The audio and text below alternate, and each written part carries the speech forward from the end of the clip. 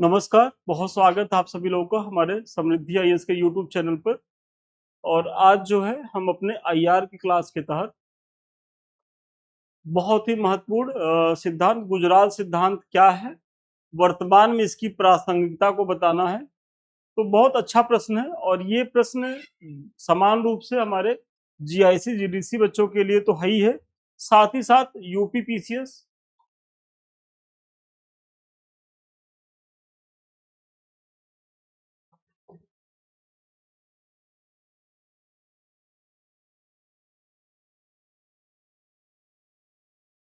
फिर बिहार पीसीएस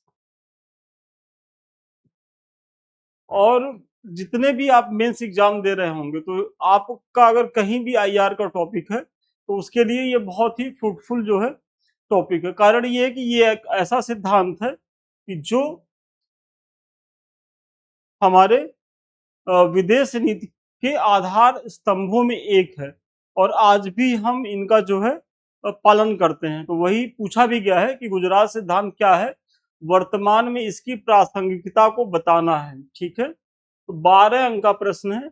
और अगर जीडीसी वाले बच्चे इसको देखेंगे, सारे जीडीसी में तो 12 अंक का है, और अगर जीआईसी वाले बच्चे देख रहे होंगे तो ये 25 अंकों में हो जाएगा। ठीक है, देखिए ये संस्थान जो है जीडीसी में हिस्ट्री ऑप्शनल और पॉलिटिकल साइंस ऑप्शनल, ये दो ऑप्शनल करा रहा है। टेस्ट सीरीज प्रोग्राम है, हमारे टेलीग्राम पे चल रहा है। तो ऐसे में यदि आप लोग इससे नहीं जुड़े तो जुड़े, इसका लाभ उठाए। कारण ये है कि ये आपके लिए बहुत ही ज्यादा फ्रूटफुल है और टेस्ट सीरीज की भूमिका प्रीलिम्स के पहले या मेंस के पहले बहुत ही ज्यादा होती है, क्योंकि यही आपकी सफलता को क्या करते हैं, तो सुनिश्चित करते हैं। भैया आप पढ़ रहे हैं लेकिन आप लिख कहाँ रहे हैं? तो जब तक आप लिखेंगे नहीं तब तक आपको क्या लगता है कि 20 क्वेश्चन 3 घंटे में लिख के आसानी से चले आएंगे? बहुत मुश्किल है। इसीलिए अगर आपको अपनी सफलता पाना है, हम ये नहीं करें कि हम संस्थान चलाने तो हमारे से ही जुड़े, कहीं से आप जुड़े, जहां भी आपको ट्रस्ट हो, फेथ हो, वहां जुड़े, लेकिन जुड़े जरूर। क्योंकि इससे क्या होगा कि आपका एक रेगुलरिटी बना रहेगा। साथ ही साथ आप देखेंगे कि आप पूरे टॉपिक को कवर करेंगे, क्योंकि टेस्ट जो पेपर मिलेंगे सारे टॉपिक से कराए जाते हैं प्रश्न। फिर आपकी कॉपी का मूल्यांकन होगा, वो फीडबैक दिया जाएगा, वो कमी जो रहेगी वो बताई जाएगी। तो बहुआयामी प्रयास किए जाते हैं संस्थान के द्वारा। मतलब आपको तैयारी, मतलब आपको परीक्षा में जाने से पहले हर टॉपिक से आपको प्रश्न करा के भेजा जाता है, ताकि आप जो है उस टॉपिक को करने में सहज रहें। और जब सब टॉपिक से प्रश्न करके जाएंगे तो परीक्षा में फिर उससे बाहर कहाँ क्या देखने को मिलेगा, और यही आपकी सफलता की कुंजी होती है। तो ऐसे में आप जो है 730730 पे संपर्क कर सकते हैं। गुजराल सिद्धांत क्या है, वर्तमान में इसकी प्रासंगिकता को बताना। तो सबसे पहले गुजराल सिद्धांत क्या है आप इसे बताइए, और ये आपके प्रश्न का पार्ट भी है। तो गुजराल सिद्धांत भारत के विदेश नीति का एक महत्वपूर्ण दृष्टिकोण है, जिसे 1996 से 98 के दौरान भारत के तत्कालीन प्रधानमंत्री इंद्र कुमार गुजराल ने क्या किया था, तो प्रस्तुत किया था। ठीक है, यह सिद्धांत भारत के पड़ोसियों के साथ संबंधों को बेहतर बनाने और आपसी विश्वास को बढ़ावा देने के लिए प्लान्ड किया गया था या डिजाइन किया गया था। मतलब आप बता रहे हैं कि जो गुजराल सिद्धांत है, ये भारत के जो प्रधानमंत्री होते हैं, टाइम पीरियड इनका क्या रहता है, 1996 से 98 के बीच जो होते हैं, इंद्र कुमार गुजराल, तो उनके द्वारा लाया गया था। और इसमें बेसिकली फोकस किया गया था जो भारत के पड़ोसी देश है, जैसे उत्तर में नेपाल भूटान है, फिर पाकिस्तान को तो किनारे कर दीजिए, वो हमारा दुष्ट पड़ोसी देश है।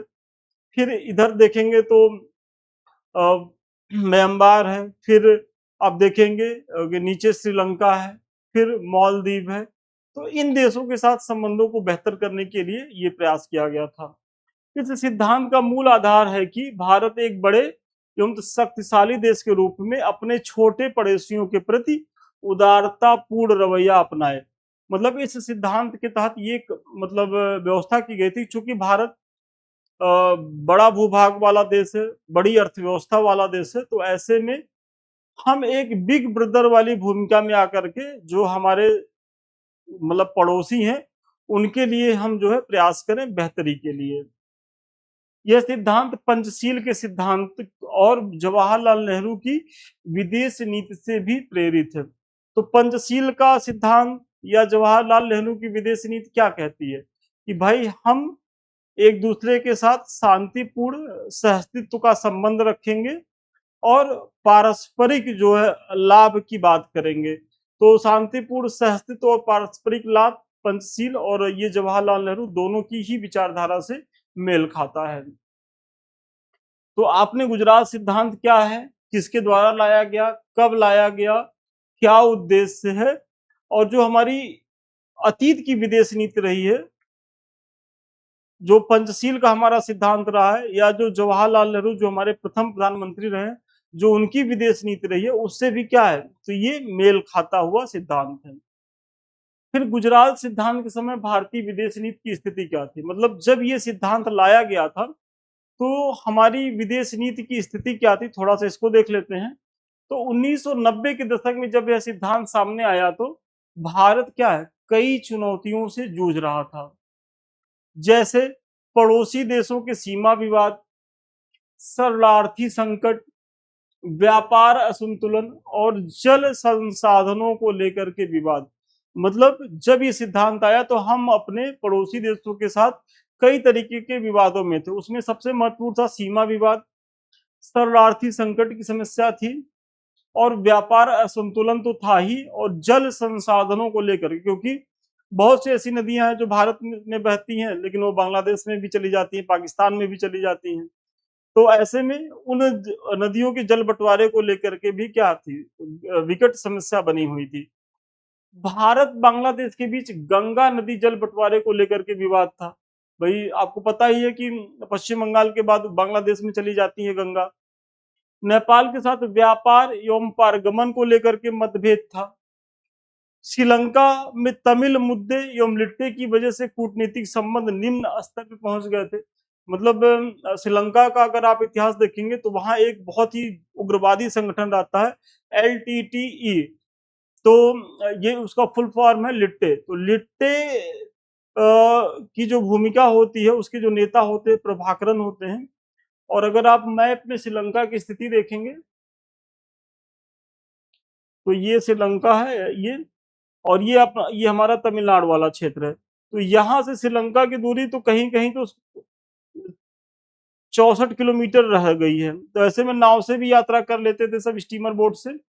और जो LTTE संगठन था वो बेसिकली जो उत्तरी श्रीलंका है पूरा यहाँ वर्चस्व अपना बनाए हुए था।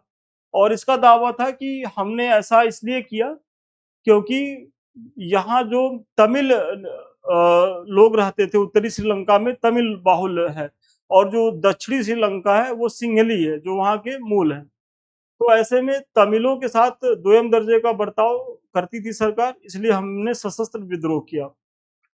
हालांकि भारत जो है बाद में सेना भेज करके सॉरी उनके राजीव गांधी के समय में सेना भेज करके ऑपरेशन चलाता है, और प्रभाकरन और सहित लिट्टे की समाप्ति होती है। और इसी की वजह से क्या है कि आगे चल करके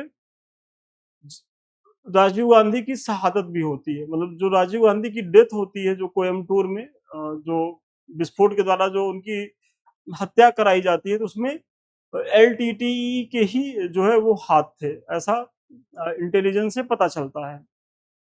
तो ये चीजें हो गई। तो बंगाल के साथ हम सॉरी बांग्लादेश के साथ हमारे संबंध नाजुक थे, जल विवाद को लेकर के, गंगा नदी। श्रीलंका के साथ LTTE वाला मुद्दा तो था ही साथ ही साथ नेपाल के साथ व्यापार और पारागमन वाला समस्या था। फिर 1996 में ऐसी स्थिति में इस सिद्धांत ने कुछ ठोस परिणाम दिए। तो मतलब जब ये सिद्धांत लाया गया तो स्थितियां विषम थी, और स्थितियां विषम थी, ये आपने दावा किया तो दावे के पीछे का आपने तर्क भी दिया, तथ्य भी दिया कि क्या क्या स्थितियां विषम थी। और फिर इस सिद्धांत ने उसके लिए क्या काम किया। तो 1996 में भारत और बांग्लादेश के बीच क्या हुआ, तो गंगा जल संधि पर हस्ताक्षर हुआ, और गंगा नदी को लेकर के जल विवाद को लेकर के जो समस्या थी उसे सॉर्ट आउट करने का प्रयास किया गया। तो पहली उपलब्धि तो यही मिल गई जो बांग्लादेश के साथ हमारी थी। फिर नेपाल के साथ भी व्यापार एवं ऊर्जा सहयोग को बढ़ावा देने के लिए त्वरित कदम उठाए गए। मतलब दूसरा जो नेपाल के साथ हमारे संबंध डिस्टर्ब थे, तो वहां भी हमने क्या है कि ऊर्जा और व्यापार के लिए बहुत तेजी से कदम उठाए।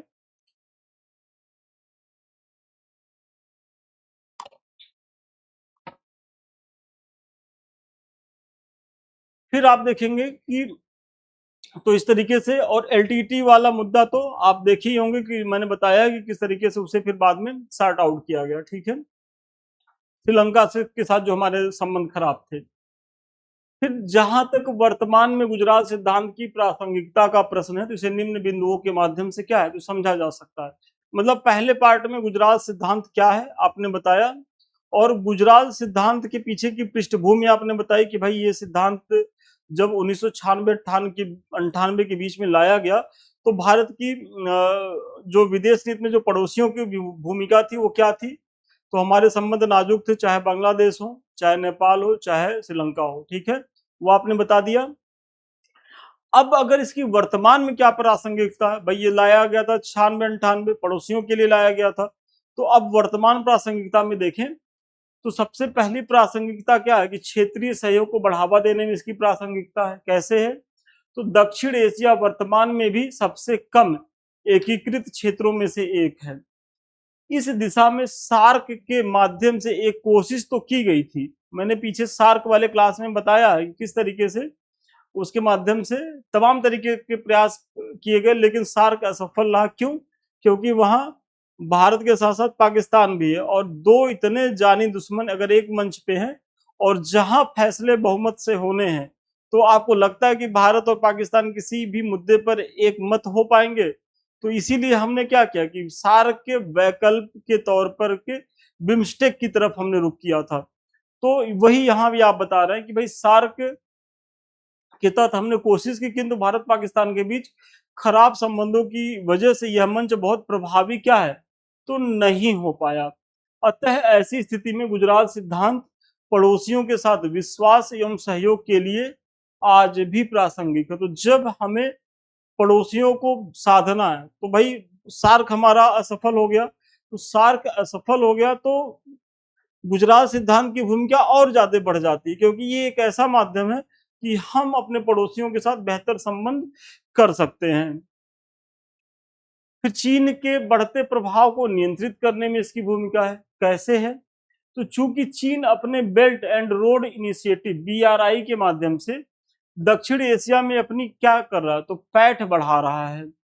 नेपाल, श्रीलंका, बांग्लादेश, मालदीव जैसे देशों में चीन के निवेश एवं प्रभाव ने भारतीय क्षेत्रीय स्थिति को प्रभावित किया है। ऐसे में गुजरात सिद्धांत बेहद उपयोगी हो सकता है। तो BRI के माध्यम से जब चीन की पैठ नेपाल, श्रीलंका, बांग्लादेश, मालदीव में सब जगह होती जा रही है, तो हमारी भी तो रणनीति होनी चाहिए कि हम चीनी घुसपैठ को कम करें और हम इन देशों में अपनी उपस्थिति दर्ज करें। तो अपनी उपस्थिति दर्ज करने और चीनी घुसपैठ के रोकने में भी क्या है कि ये जो गुजरात सिद्धांत है वो बहुत ही ज्यादा निर्णायक है, क्योंकि इसके माध्यम से हम अपने पड़ोसियों को ही जो है टारगेट करते हैं, और हम वहाँ आर्थिक, सांस्कृतिक जो भी हमारी विदेश नीति है, चाहे वो हार्ड पावर की हो चाहे सॉफ्ट पावर की हो, उसके तहत हम इन्हें अपने पाले में लाने का प्रयास करते हैं। जैसे भारत की नेबरहुड फर्स्ट और सागर, तो सागर का फुल फॉर्म क्या होगा, security and growth for all in the region पहल गुजरात सिद्धांत की भावना को आगे बढ़ाता है। तो जो हमने नेबरहुड फर्स्ट की नीति अपनाई कि पड़ोसी प्रथम, तो भाई गुजरात सिद्धांत में भी तो हम यही कर रहे हैं कि भाई हम अपने पड़ोसियों के साथ बेहतर संबंध बनाने का प्रयास करेंगे। तो कहीं न कहीं जो नेबरहुड फर्स्ट हमारा जो प्रोग्राम है बाद में आया, या सागर जो हमने पहल किया, तो ये भी क्या है तो गुजराल सिद्धांत को ही आगे बढ़ा रहा है, जो 1996-98 में आई थी। तो आप इनका भी जरूर चर्चा करिएगा, नेबरहुड फर्स्ट और जो हमारी सागर पहल है। ठीक है, आतंकवाद और सुरक्षा चुनौतियों से निपटने के लिए आप जान ही रहे हैं कि समय आतंकवाद एक बहुत बड़ी क्या है तो ये वैश्विक चुनौती बन गई है। तो ऐसी चुनौती से निपटने के लिए आतंकवाद एवं सीमा संघर्ष इस क्षेत्र में शांति के लिए सबसे बड़ी बाधा है। हालांकि अन्य पड़ोसियों के साथ सहयोग बढ़ाकर भारत क्षेत्रीय स्थिरता को क्या कर रहा है, तो मजबूत कर रहा है। जैसे अफगानिस्तान में भारत की विकास परियोजनाएं और भूटान के साथ उसकी साझेदारी क्या है, तो सुरक्षा और स्थिरता को बढ़ा रही है। और मैंने पीछे भी अफगानिस्तान को उदाहरण दिया था कि भाई एक समय क्या था कि अफगानिस्तान में तालिबान की जब पहली सरकार थी और हमारा जो प्लेन हाईजैक होता है, तो जो प्लेन हाईजैकर थे रहते तो पाकिस्तानी हैं, लेकिन वो लेके जाते हैं प्लेन कहाँ, कांधार, मतलब अफगानिस्तान। क्यों लेके जाते हैं? क्योंकि अगर वो पाकिस्तान की धरती पे जाएंगे तो पाकिस्तान का चेहरा जो है वो उजागर हो जाएगा। तो अफगानिस्तान इसलिए ले जाते हैं क्योंकि अफगानिस्तान में जो तालिबान की सरकार होती है उससे भारत के बहुत ही जो है बिगड़े संबंध होते हैं, मतलब एकदम कोई डायलॉग नहीं है, कोई बातचीत ही नहीं है। तो इसका खामियाजा हमें हमारी विदेश नीति को पाकिस्तान के दुर्दांत अपराधियों को छोड़ने तक की कीमत चुकानी पड़ी। मतलब हम अपने जो प्लेन को वापस ला पाए, यात्रियों को सकुशल ला पाए, उसके पीछे हमने बड़ी कीमत चुकाई, ठीक है। लेकिन अब पाकिस्तान का कोई हाईजैकर चाहे तो हमारा प्लेन लेकर के जाए तालिबान में, तो पहले तो तालिबान वाले पाकिस्तानी को खूब कूटेंगे। कारण ये है कि पाकिस्तान तालिबान के संबंध अपने में बहुत खराब है, और दूसरी चीज हमने जो है तालिबान के साथ कूटनीतिक संबंध अच्छे किए हैं। और अभी हाल के वर्षों में आप देखेंगे कि तालिबान के गृह मंत्री, विदेश मंत्री, रक्षा मंत्री जैसे महत्वपूर्ण पोर्टफोलियो वाले मंत्री भारत के दौरे पे आए, और भारत ने उन्हें क्या है कि यथोचित सम्मान दिया, जैसे हम एक चुनी हुई सरकार के प्रतिनिधि का सम्मान करते हैं। तो ये हमारी जो है बदलती रणनीति को दिखाता है, और पड़ोसियों के प्रति हम कितना संवेदनशील हैं इसको भी ये दर्शाता है। तो अफगानिस्तान का आप उदाहरण दे सकते हैं, और फिर भूटान के साथ हम कितनी परियोजनाओं को चला रहे हैं, मालदीव में हमारी कितनी परियोजनाएं चल रही है, नेपाल में हम कितना लगा रहे हैं। अभी अभी आप न्यूज़पेपर में देखे होंगे कि हमने बांग्लादेश में जब हमारे संबंध थोड़ा सा हिचकोले खा रहे तब भी हमने उनके लिए ट्रेन बना के भेजी है। तो ये सारी चीजें हैं, और इस तरीके से हम अपने पड़ोसियों के साथ संबंध साध रहे हैं, जिसमें गुजरात सिद्धांत की महती भूमिका है। अब गुजरात सिद्धांत की भूमिका आप देखेंगे कहाँ है, तो आर्थिक एकीकरण में है। कैसे है? तो वैश्वीकरण के इस युग में आर्थिक एकीकरण और व्यापार सहयोग क्या है, क्षेत्रीय समृद्धि के लिए महत्वपूर्ण है। भारत ने BBIN क्या है, बांग्लादेश, भूटान, इंडिया, नेपाल पहल द्वारा इन देशों के साथ व्यापार एवं कनेक्टिविटी परियोजनाओं को क्या है, तो बढ़ावा दिया। ये एक ही में है, ये अलग पॉइंट नहीं है। तो बढ़ावा दिया है, जिसके पीछे गुजरात सिद्धांत का दृष्टिकोण है, जो एक समृद्ध और एकजुट दक्षिण एशिया की क्या करता है, तो कल्पना करता है। तो किस तरीके से जो है हम बांग्लादेश, भूटान, भारत, नेपाल पहल जो BBIN पहल है, उसके साथ हम आवागमन को जो है वो बढ़िया बनाने के दिशा में प्रयास कर रहे हैं। और यदि हमारे आधारभूत संरचनाओं का विकास होगा तो ट्रेड का विकास स्वतः ही होगा। फिर जब ट्रेड का विकास होगा तो ये हमारी कूटनीतिक संबंधों को बेहतर करेंगे, क्योंकि भाई आवाजाही होगा ना। और कोई भी देश अपने आर्थिक नुकसान करके कोई कदम नहीं उठाता है। तो जब आर्थिक रिश्ते हमारे प्रगाढ़ होंगे, सांस्कृतिक रिश्ते हमारे मजबूत बने रहेंगे, तो सामरिक और राजनीतिक रिश्ते स्वतः ही बेहतर होंगे, ठीक है। और वही प्रयास इसके द्वारा किया जा रहा है, गुजरात सिद्धांत के द्वारा। फिर जलवायु परिवर्तन और साझा चुनौतियों में भी इसकी भूमिका है। कैसे है कि जलवायु परिवर्तन, प्राकृतिक आपदाएं और जल संसाधनों का प्रबंधन आज दक्षिण एशिया के लिए क्या है, तो एक बड़ी चुनौती है। गुजरात सिद्धांत का सहयोगात्मक दृष्टिकोण इन मुद्दों से निपटने में क्या है, तो मदद कर सकता है। तो आप इस पॉइंट को भी डालिएगा कि यहाँ भी गुजरात सिद्धांत बहुत ही ज्यादा कारगर है। तो क्या गुजरात सिद्धांत में सब अच्छा ही अच्छा है, तो नहीं, कुछ इसकी सीमाएं भी हैं। क्या है कि आलोचकों का कहना है कि यह सिद्धांत बहुत ही आदर्शवादी है एवं वास्तविक दुनिया की जटिलताओं को संबोधित करने में क्या रहा है, तो असफल रहा है। साथ ही भारत की उदारता कभी कभी पड़ोसियों के द्वारा कमजोरी के रूप में देखा गया। जैसे श्रीलंका में हम्बनटोटा बंदरगाह को चीन को पट्टे पर देना, और नेपाल में भारत विरोधी भावनाओं का उभरना। साथ ही साथ मालदीव एवं बांग्लादेश के साथ वर्तमान में कूटनीतिक संबंधों का सबसे निम्नतम स्तर पर होना। तो सीमाओं में क्या है, सबसे पहला सिद्ध है कि ये बहुत आदर्शवादी सिद्धांत है। भाई हम तो क्या है कि हम तो अपने पड़ोसियों के लिए इस सिद्धांत के तहत पलके बिछाए हैं कि आइए आपका हर स्तर पे, हर कंडीशन में हम आपके साथ खड़े हैं, आपका सहयोग करेंगे। लेकिन प्रत्युत्तर में हमें क्या मिल रहा है, तो यही हमारे पड़ोसी हमसे लाभ भी ले रहे हैं और फिर चाइना की गोद में जाके बैठ जा रहे हैं। तो कहीं न कहीं ये गुजराल सिद्धांत का आदर्श व्यवहार में तो भारत को लाभ नहीं हो रहा है, भारत नुकसान वाली स्थिति में है।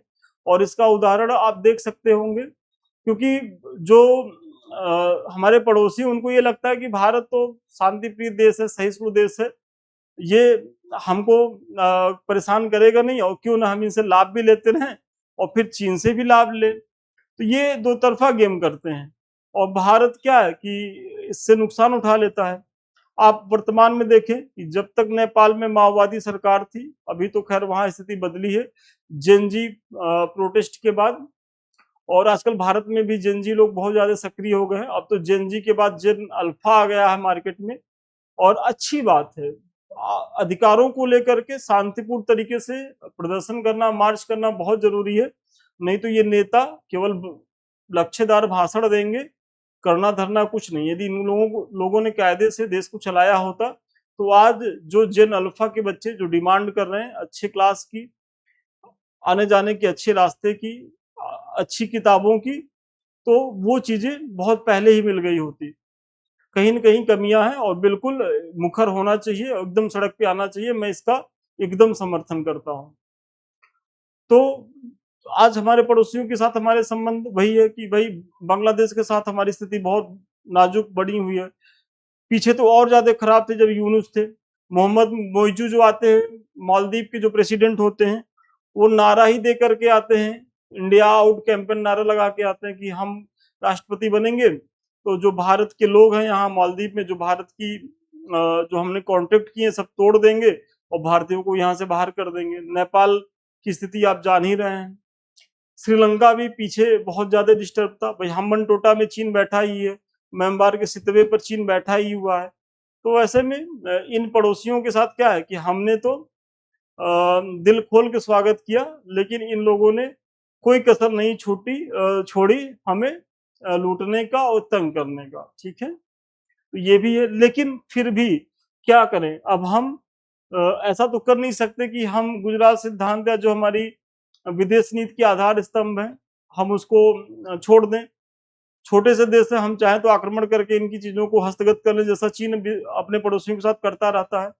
सीमा विवाद मुद्दा हम भी उठा लें, तमाम चीजें हम कर सकते हैं। लेकिन हमारा वो क्या है, तो चाल चरित्र चेहरा नहीं है। हम अपने पड़ोसियों के साथ शांतिपूर्ण सहअस्तित्व के साथ रहना चाहते हैं।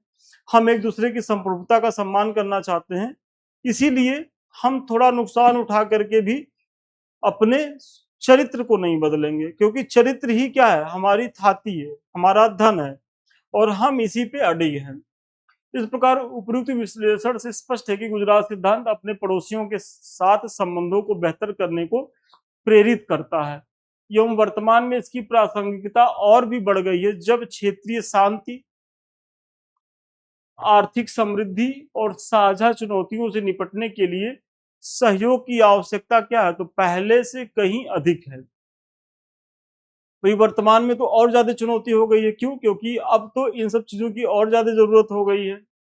हालांकि इस आधुनिक चुनौतियों, जैसे भारत की वर्तमान नेबरहुड फर्स्ट की नीति और क्षेत्रीय पहलें इस सिद्धांत को ही व्यक्त कर रही हैं। मतलब ठीक है, चुनौतियां हैं, तो जो हमारी नेबरहुड फर्स्ट की नीति है, जो हम क्षेत्रीय पहल कर रहे हैं, तो कहीं न कहीं उसके मूल में हमारा गुजरात सिद्धांत ही काम कर रहा है। दक्षिण एशिया में बढ़ता चीन का प्रभाव एवं आतंकवाद के संदर्भ में इसे और सशक्त बनाने की जरूरत है। मतलब ठीक है, पड़ोसियों के साथ हमारी बहुत नहीं बन रही, या पड़ोसियों से हमें उस तरीके का अपेक्षित सहयोग नहीं मिल रहा, लेकिन हमें इसको त्यागने की जरूरत नहीं है कि इस ये है हमारा सिद्धांत जो है हमें लाभ नहीं पहुंचा रहा है। ये चूंकि आपके मूल्यों से जुड़ा है और आप अपने यदि मूल्यों को त्याग कर देंगे तो आप समाज से कट जाएंगे, आप देश दुनिया से कट जाएंगे और आपकी जो एक साख है वो खत्म होगी। तो ऐसे में हमें अपने मूल्य बचाए रखने, अपने साख को बचाए रखने हैं और गुजराल सिद्धांत की अवधारणा पे और दृढ़ता से काम करने की जरूरत है। और हम कर भी रहे किसके माध्यम से, जो हमारी नेबरहुड फर्स्ट की जो पॉलिसी है, तो ये गुजराल सिद्धांत का ही क्या है, उन्नत संस्करण है। और हम ऐसा करके क्या है कि जो चीन की विस्तारवादी नीति है, जो वो हमारे पड़ोसियों में घुसपैठ बढ़ा रहा है, तो उसे हम नियंत्रित कर सकते हैं इस माध्यम से। तो चलिए, आज के प्रश्न का उत्तर यहीं तक था और मुझे बड़ा भरोसा है कि आप न केवल गुजराल सिद्धांत क्या है, कब आया, क्या इसके प्रावधान थे, किस पे ये फोकस्ड था, वो सारी चीजें आपने समझा होगा। इसके लाभ क्या मिले उसको मैंने बताया। वर्तमान में इसकी प्रासंगिकता को लेकर के मैंने बताया कि भाई हमको इससे क्या क्या चुनौतियां मिल रही हैं और क्या क्या हम इसका लाभ उठा रहे हैं। और फिर हमने एक संतुलित निष्कर्ष दिया और अच्छा प्रश्न था। ऐसे प्रश्न आपको इसलिए भी आने चाहिए क्योंकि ये सब आपके क्या है, विदेश नीति के आधार स्तंभ ये सब नीतियां हैं। ठीक है, ये सब हमारे ऐप हैं। तो सबसे पहले सॉरी, ये हमारा समृद्धि आईएएस का ऐप है, तो आप लोग इसे जरूर ज्वाइन करें क्योंकि जो हम पढ़ा रहे हैं इसका पीडीएफ यहाँ मिल जाएगा। ये सब हमारे चैनल है, एक तो समृद्धि आईएएस का यूट्यूब जिससे अभी आप रूबरू हैं, दूसरा संदीप मिश्रा ऑफिशियल। ये हमारा टेलीग्राम है, इंस्टाग्राम है, फेसबुक है। तो ये सारे चैनल आपकी तैयारी के लिए बेहद फ्रूटफुल हैं। अभी तक आप लोगों ने इन्हें ज्वाइन नहीं किया तो ज्वाइन कर लें, क्योंकि यहाँ निरंतर आपके परीक्षा से संबंधित सूचनाएं साझा करी जाती हैं। जो हम पढ़ा रहे हैं उसका पीडीएफ हमारे ऐप पे मिलता ही रहता है। तो ठीक है, आज के लिए इतना ही। पुनः मिलते हैं नए वीडियो में नए क्लास के साथ। तब तक के लिए धन्यवाद, बहुत शुभकामनाएं आपको।